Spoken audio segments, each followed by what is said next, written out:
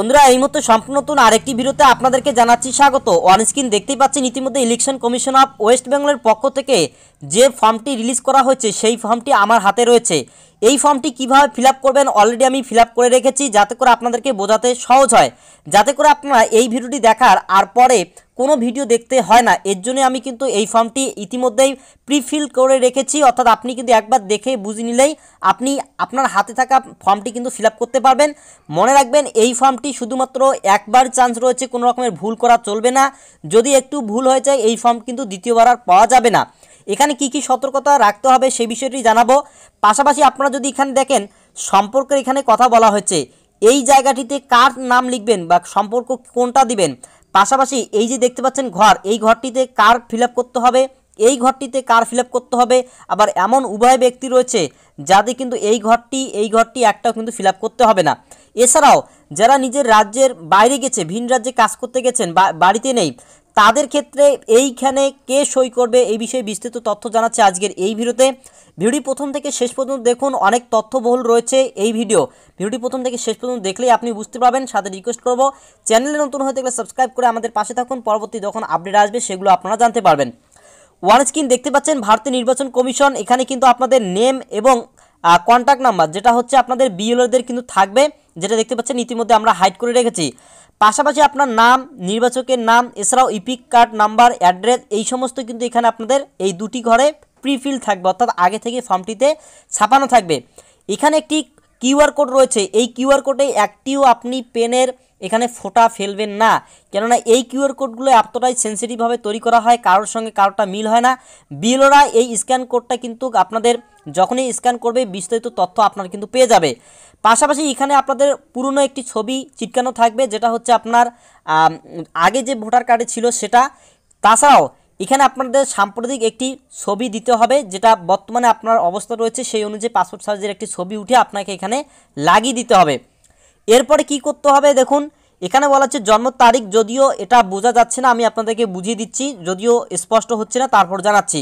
এখানে আপনাকে ইংলিশেই জন্ম তারিখটা লিখতে হবে। কেন লিখতে হবে জানেন? ইংলিশের হচ্ছে 8, বাংলার হচ্ছে 4, অনেক সময় লিখতে গিয়ে একই রকম হয়, এই কারণে আপনারা এখানে ইংলিশে লিখবেন, কোনো রকমের অসুবিধা হবে না।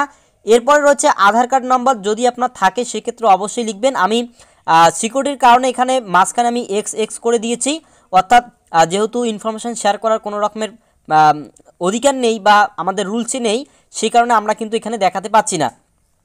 এরপরে রয়েছে মোবাইল নাম্বার, আপনার এখানে একইভাবে আপনাদের মোবাইল নাম্বার লিখবেন। যদি আপনার একটি ফ্যামিলিতে একটি মোবাইল নাম্বার থাকে সেক্ষেত্রে উভয় যদি আপনি অ্যাপ্লাই করেন বা উভয় একই নাম্বার যদি প্রত্যেকটা ফর্মে লেখেন তাহলে কোনো অসুবিধা হবে না। এরপরে রয়েছে পিতা বা অভিভাবকের নাম, এখানে কার নাম হবে, যেহেতু আপনার নামে ফর্মটি আসছে সেক্ষেত্রে আপনার বর্তমানে ভোটার কার্ডে যেভাবে আপনাদের পিতা মাতার নাম দেওয়া রয়েছে আপনার ভোটার কার্ডে সেভাবে লিখবেন। আপনার অভিভাবক বা পিতার নাম যেটা থাকবে, অর্থাৎ যদি আপনি স্ত্রী হয়ে থাকেন সেক্ষেত্রে আপনার স্বামীর যে নাম হচ্ছে সেই স্বামীর নাম লিখবেন, আর যদি আপনি পুরুষ হয়ে থাকেন সেক্ষেত্রে পিতার নাম অবশ্যই থাকবে, সেক্ষেত্রে পিতার নাম লিখবেন। অনেক ক্ষেত্রে মায়ের নাম হতে পারে, তাই বলছি অভিভাবক যিনি আপনার ভোটার কার্ডে রয়েছে সেটা আপনি লিখবেন, এবং অবশ্যই পিতা না স্বামী সেটা আপনারা দেখে নেবেন। পাশাপাশি এখানে বলা হচ্ছে পিতা বা অভিভাবকের ইপিক নং, মানে আপনার এখানে যার নাম লিখলেন তার যদি ভোটার কার্ডের নাম্বার থাকে অবশ্যই আপনাকে এখানে দিতে হবে। এখানে কিন্তু বলা হয়েছে যদি থাকে, আর না থাকলে দেওয়ার প্রয়োজন নেই। এরপরে রয়েছে দেখুন মায়ের নাম, অর্থাৎ আপনি যে ফর্মটি ফিল আপ করছেন আপনার মায়ের নাম এখানে দিতে হবে, যেমন দেখতে পাচ্ছেন আমিনা বেগম আমি লিখেছি। এরপরে রয়েছে মায়ের ইপিক নাম্বার, যদি থাকে সেক্ষেত্রে আপনার এখানে মায়ের এই ভোটার কার্ডের নাম্বারটি এখানে বসাতে হবে। এরপরে দেখুন এখানে একটি বলা হয়েছে যে স্বামী বা স্ত্রীর নাম যদি থাকে, মানে যদি আপনি পুরুষ হয়ে ফর্মটি ফিল আপ করছেন এবং বিবাহিত সেক্ষেত্রে আপনার স্ত্রীর এখানে আপনি নাম লিখবেন, এবং যদি আপনার স্ত্রীর ভোটার কার্ড হয়ে থাকে সেক্ষেত্রে ভোটার কার্ডের ইপিক নাম্বার এখানে লিখবেন, আর অন্যথায় না থাকলে লেখার প্রয়োজন নেই।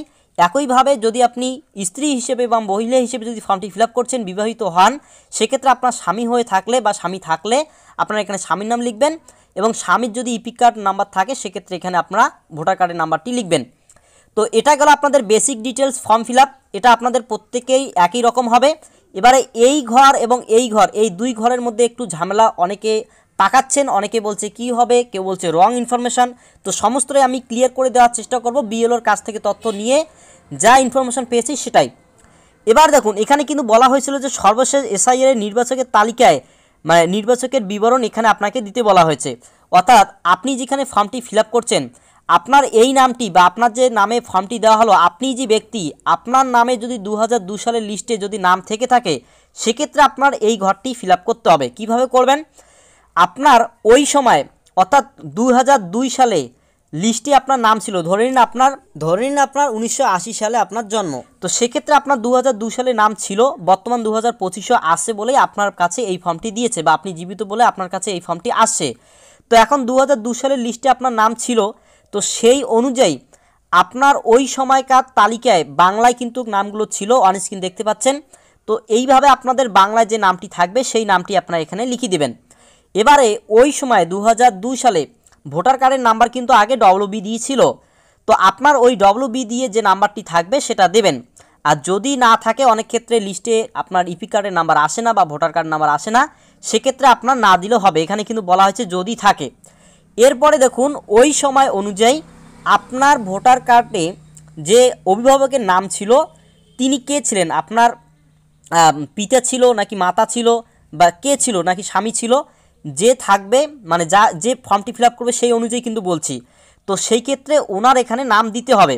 মানে ধরে নিন আপনি মহিলা, আপনার স্বামীর নাম ছিল, সেক্ষেত্রে আপনার স্বামীর নাম ধরে নিন আমির হক, সেক্ষেত্রে আপনি আপনার আমির হক লিখলেন। তারপর যদি আপনার যেহেতু স্বামী হচ্ছে, সেক্ষেত্রে আপনি এখানে সম্পর্কের জায়গায় স্বামী লিখবেন। আর যদি পুরুষ হয়ে থাকেন, সেক্ষেত্রে আপনার বাবা যদি আমির হক হয়ে থাকে, তাহলে আমির হক আপনার বাবা, সেক্ষেত্রে এখানে আপনি পিতা লিখবেন, মানে আপনার আমির খান হচ্ছে আপনার পিতা। এরপরে আপনারা একইভাবে এখানে আপনাদের জেলা লিখবেন, আমি যেখানে কুচবিহার লিখেছি, তারপর রাজ্যের নাম লিখবেন পশ্চিমবঙ্গ। এবারে এইখানে এই যে আপনাদের জেলা এবং রাজ্য, এই দুটি বিষয় আলাদা হতে পারে। ধরে নিন আপনি ভিন রাজ্যে ছিলেন, ঝাড়খণ্ডে ছিলেন, এখন পশ্চিমবঙ্গের বাসিন্দা, বা বর্তমানে পশ্চিমবঙ্গের আগে পশ্চিমবঙ্গের বাসিন্দা ছিলেন, এখন আপনি ঝাড়খণ্ডের বাসিন্দা। সেক্ষেত্রে মানে 2002 সালে আপনার যেখানে আপনি বসবাস করতেন, পশ্চিমবঙ্গে যদি বসবাস করে থাকেন, পশ্চিমবঙ্গের ডিটেলস দেবেন, এবং পশ্চিমবঙ্গের কোন জেলা ছিলেন সেই জেলার এখানে নাম লিখতে হবে। একইভাবে যদি আপনি বিহারে থেকে থাকেন, বর্তমানে আগে পশ্চিমবঙ্গে ছিলেন, সেক্ষেত্রে পশ্চিমবঙ্গ লিখবেন, কোন জেলা ছিলেন সেই জেলা লিখবেন। আর বর্তমানে যে আপনি অ্যাড্রেসটা হচ্ছে সেই অ্যাড্রেসটার কিন্তু এখানে ফিল আপ করতে হচ্ছে না, অর্থাৎ 2002 সালের অনুযায়ী আপনি যেখানে ছিলেন সেই তথ্য এখানে আপনাকে দিতে হবে। একইভাবে বিধানসভা ক্ষেত্রের নামটা আপনারা কিন্তু ভোটার কার্ডের যে লিস্টটা রয়েছে 2002 সালের উপরের দিকে দেখবেন, সেটা দেখা রয়েছে। তো সেই আপনাদের নির্বাচক ক্ষেত্রের যে নাম সেটা আপনি লিখবেন, যেমন আমি এখানে শীতলকুচি তপশিলি জাতি লিখেছি, অন স্ক্রিন দেখতে পাচ্ছেন একই রকম। একইভাবে আপনার ওই নির্বাচক ক্ষেত্রের কত নম্বর ছিল সেই নম্বরটা আপনারা এখানে কিন্তু লিখে দেবেন, যেমনটা আপনারা দেখতে পাচ্ছেন 2 লিখেছি, এটা উপরের দিকে পেয়ে যাবেন ভোটার লিস্টে। একই সঙ্গে অংশ নং কত ছিল সেই অংশ নংটা উপরের দিকে আপনি পেয়ে যাবেন, সেখান থেকে দেখে ওই পাতায় কি ছিল সেটা বসিয়ে দিবেন। এরপর ক্রমিক সংখ্যা কোনটা, মানে ওই যে পাতা অংশ নঙে আপনার কত নং সিরিয়ালে আপনার নাম ছিল, যেটা দেখতে পাচ্ছেন অন স্ক্রিন দেখিয়ে দিচ্ছি। তো ঠিক একই রকমভাবে আপনার নামটি কত নম্বর সিরিয়ালে ছিল সেই নামটি অর্থাৎ সেই নম্বরটি আপনারা এখানে বসাবেন। এবারে দেখুন এইখানে দ্বিতীয় যে কলমটা রয়েছে, এখানে কাদের ফিল আপ করতে হবে, যাদের 2002 সালের লিস্টে নেই, মানে এটা তো বেসিক, এটা প্রত্যেকেই ফিল আপ করতে হচ্ছে। যাদের 2002 সালের লিস্টে নাম নেই, ধরে নিন আপনার 2003 সালে জন্ম বা 2002 সালেই জন্ম, সেক্ষেত্রে তো অবশ্যই আপনার ওই সময় 18 বছর হয়নি বা আপনার ভোটার কার্ডও হয়নি, সেক্ষেত্রে আপনার অবশ্যই নাম থাকার কথা নয়। তো এবারে আপনি কি করবেন, এখানে আপনাদেরকে ফিল আপ করতে হবে আপনার রিলেটিভের, অর্থাৎ আপনার বাবার। তো আমি একটু পরে বলছি, যেমনটা এখানে বলা হয়েছে কি যে আপনাকে আত্মীয়ের বিবরণ দিতে হবে যারা পূর্ববর্তী এসআইআরে ছিল। তো এখানে আপনার কি করবেন, যার নাম দিবেন, ধরে নিন আপনার বাবার দিচ্ছেন, সেক্ষেত্রে আপনার এখানে বাবার দিবেন, আপনার বাবার 2002 সালের লিস্টে নাম ছিল, আপনার বাবার নাম লিখলেন। আপনার বাবার ওই সময় ইপিক কার্ডের নাম্বার কী ছিল, ভোটার কার্ডের নাম্বার, সেই নাম্বারটা এখানে লিখবেন। এবং আপনার বাবার ওই সময় অভিভাবক কে ছিলেন, ভোটার কার্ডে দেখবেন লেখা থাকবে অভিভাবক কে ছিল পিতা, মোট কথা গার্জিয়ান হিসেবে কে ছিল তার এখানে নাম লিখতে হবে। এরপরে দেখুন সম্পর্ক, এবারে এখানে গুলিয়ে অনেকে ফেলতে পারেন, সম্পর্কটা অ্যাকচুয়ালি মানে আমির হোসেন মজির হোসেন এই দুজনের সম্পর্কের এখানে কি হচ্ছে সেটা লিখতে হবে নাকি আপনার লিখতে হবে, এই জায়গাটা কিন্তু আপনার লিখতে হবে। অর্থাৎ ধরে নিন আপনার বাবা আমির হোসেন, সেক্ষেত্রে আমির হোসেনের বাবা হচ্ছে মজির মিয়া। এবারে আপনার সাথে আমির হোসেনের সম্পর্ক কি, আপনার বাবা হয় তাহলে আপনি বাবা লিখবেন, যদি আপনার দাদু হয় তাহলে দাদু লিখবেন, দিদা জেঠু কাকা যে হচ্ছেন তার এখানে ডিটেলস দিতে হবে। এখানে কিছু গুরুত্বপূর্ণ প্রশ্ন এবং তার উত্তর আপনাদেরকে দিচ্ছি, বিশেষ করে বিবাহিত মহিলারা তাদের কি দিতে হবে। এখানে এই ডাইনের কলমটার কথাই বলছি, যেখানে আমির হোসেন এবং মজির মিয়া লেখা রয়েছে। এখানে মূলত যে সমস্ত মহিলারা বিবাহ সূত্রে বাপের বাড়ি থেকে স্বামীর বাড়ি আসছেন, এখন আপনার ভোটার লিস্টে নাম আছে, সদ্য 22-23 বছর হয়েছে, বা যদি আপনার এমনটাও হয়ে থাকে আপনার 50-60 বছর বয়স বর্তমানে চলছে, ওই সময়ে আপনার স্বামীর বাড়িতে আপনার নাম ছিল না, সেক্ষেত্রে আপনার কিন্তু আত্মীয়ের হিসেবে আপনার বাপের বাড়ির যে কোনো রিলেটিভ বাপের মায়ের দিতে হবে। কোনো যদি এমন মহিলা থাকেন যার এখনও পর্যন্ত ভোটার তালিকায় নাম ওঠেনি বা ভোটার লিস্টে নাম ওঠেনি, 50-60 বছর হয়েছে, তাদের ক্ষেত্রে তো ফর্মটি আসবে না।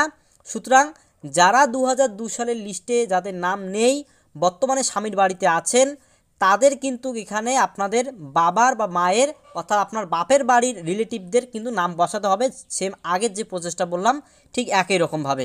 তো বুঝতেই পারলেন, এখানে আপনার যার নাম 2002 সালের লিস্টে এসআইআর ছিল তার নাম লিখতে হবে, তার ইপিক কার্ডের নাম্বার, এবং এই আমির হোসেনের যার নাম এখানে লিখছেন তার ওই সময় অভিভাবক কে ছিল ভোটার কার্ডে বা ওই লিস্টে, তার এখানে নাম লিখতে হবে।